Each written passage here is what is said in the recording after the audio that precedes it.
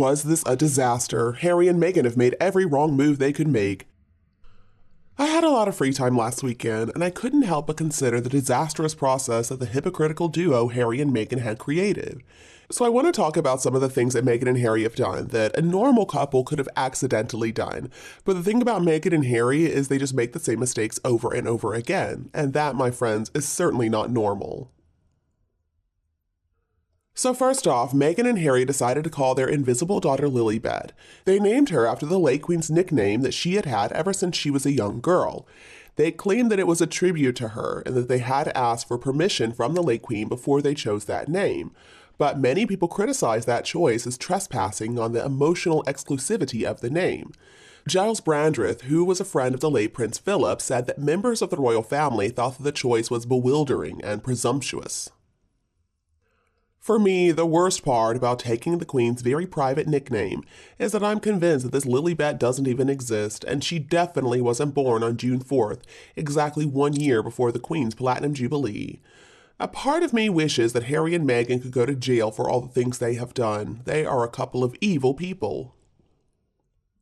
Harry claims that the army was when he was his happiest, but when, in his book, he claimed to have killed 25 Taliban members in Afghanistan, war veterans spoke out and they condemned this admission, claiming that it put other people's lives at risk, people who had served with him. Iraq war hero Colonel Tim Collins curtly dismissed Harry's words, saying, "We don't do notches on rifle butts." Back in the 90s, the late Princess Diana shared her version of exactly what happened in the breakdown of her marriage, and she ended up regretting that.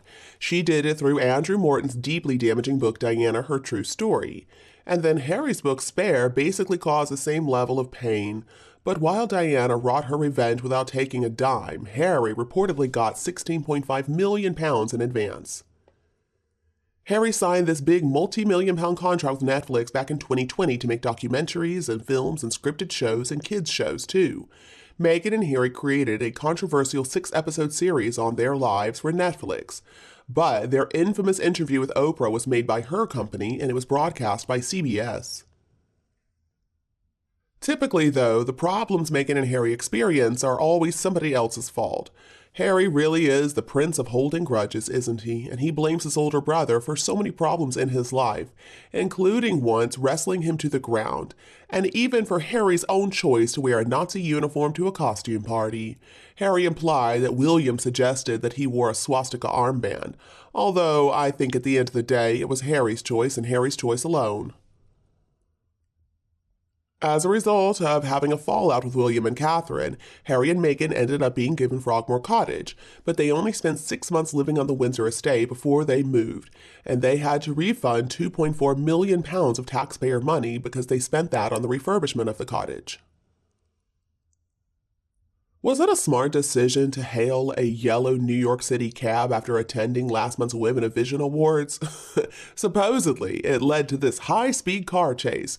They even compared it to Princess Diana's last journey, and it made headlines only a few weeks before Harry was set to give evidence against the press about privacy.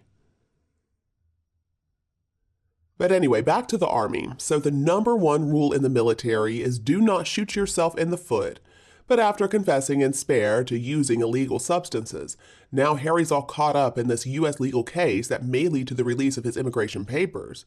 Visa application forms ask about any drug use in the past, and that can be a cause for rejection, but not necessarily always.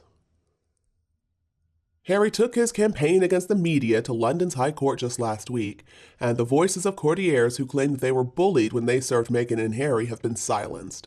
An internal inquiry into Meghan's behavior and why good people felt like they had to leave royal service has been buried. Has Harry even made up his mind for sure whether or not he's still going to be a royal? The perfunctory attendance at his father's coronation suggested that he was still hedging his bets. Importantly, there was no protest when he was addressed in court last week as His Royal Highness. Harry keeps on blaming the media for his mother's passing. As the French courts decided, Diana was the one who chose to get into a car that was driven by a drunk man, and she lost her life also because she decided not to wear a seatbelt. Now, it was a tragic car crash, absolutely, it was horrible, but we cannot blame the media for it. Harry is similar, though, to somebody else in his family, one of his ancestors.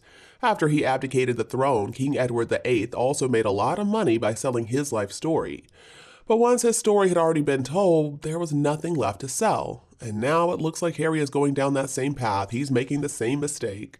He is discovering that burying his soul only makes him look cheaper. Edward VIII just told his life story, and so he ended up being a once-and-done author because he didn't make anything up. Now Harry, or I guess Meghan for that matter, can keep on writing the same way they have been, using those vivid imaginations, a serious bent for revenge, no self-awareness whatsoever, and obviously no shame. They are especially lacking in shame, if you ask me. They will do basically anything if they believe it's going to bring in money or fame. They don't even seem to know the difference between good publicity and bad publicity, or maybe it's just that they don't care. Of course, neither one of them is very smart, so I think that's a big part of the problem too. In the Oprah interview, they claimed that they had experienced racism within the royal family. Of course, the senior royals have denied that. Seems to me that Harry conveniently forgot how excited people were when he got engaged to Meghan Markle, a mixed-race woman. Now, last year, Harry went before the UN, saying that climate change was, quote, wreaking havoc on our planet. But he flew to New York on a private jet. Now, that's a favorite of theirs. But is it environmentally friendly? Absolutely not.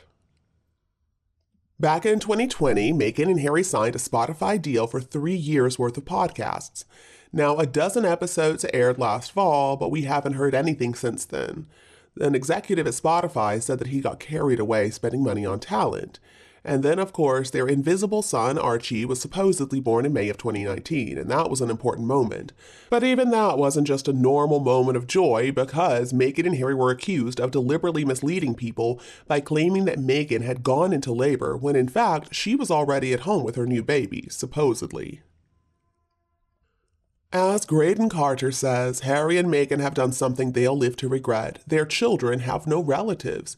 They have never even met their maternal grandfather, Thomas Markle, and the destroyed relationship with William and Catherine means that they don't really have any contact with their cousins, George, Charlotte, and Louis. And then what about what Harry did to that poor digger driver, Sasha Walpole? Out of the blue, she became one of the world's most talked about women after Harry bragged that he had lost his virginity to her. He claimed that he was 16 years old and she was this older woman, and they did it in a cow field behind a pub. Very romantic, right? Now, maybe the mother of two would have preferred to have had the details of their little tryst kept private, but she didn't have that choice because Harry took it away from her. In Harry's stupid little book, he referred to his stepmother, Queen Camilla, as a wicked stepmother. What a cheap shot, my goodness. People who actually know Camilla say she is a lovely woman. The only wicked thing about her is her sense of humor. Now, Harry's little deal with Penguin Random House, that's worth more than £22 million, requires him to produce at least one more book, and he needs to probably get it done soon. What in the world, though, is there left to say? He's already trashed his family. I mean, is he going to give us a lifestyle manual on how to chill out and smoke a lot of weed in California? Now, one thing I can't fault Meghan and Harry for is that they have given a home to a bunch of chickens that they rescued from a factory farm. I'm an animal lover, so I can't really say anything bad about that decision. But I do have a strong sense that the rescued chickens are basically just virtue signaling when it comes to the two of them. It's also weird to me that they claim to love these chickens, but didn't they have roast chicken on their first date or something? I mean, are they eating these rescued chickens? And then Harry apparently used to shoot his father's prized hens. I'm worried that these chickens are going to eventually end up on the kitchen table, and then there won't be any virtue left for Meghan to signal. And you, what do you think about Harry and Meghan's behavior? Please tell me your opinion below in the comments. If you preferred our video this evening, remember to like and share it. And don't be afraid to click the subscribe button to get more updates in the future. Thank you so much for tuning in, have a lovely weekend, and we'll be back to see you all tomorrow.